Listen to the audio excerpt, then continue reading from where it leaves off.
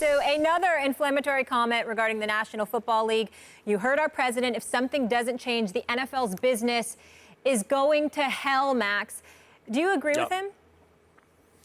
Well, I mean, it's hard to disagree with a guy who knows a lot about businesses going to hell. He failed at literally every single business he ever entered, including real estate, for which he is most famous, where he went bankrupt multiple times.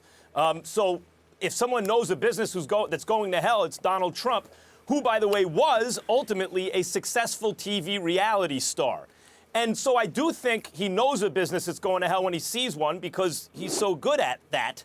And in this case, he has a point.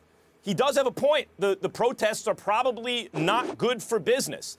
But he's also, there's a little sleight of hand here because using look, the NFL business is under pressure from several different areas, including concerns over CTE, for example, including the way the commissioner and the league has botched domestic violence issues, including the proliferation of media outlets, right? I mean, the rise in popularity of the NBA. There are all kinds of reasons that football is under some pressure, is under some stress.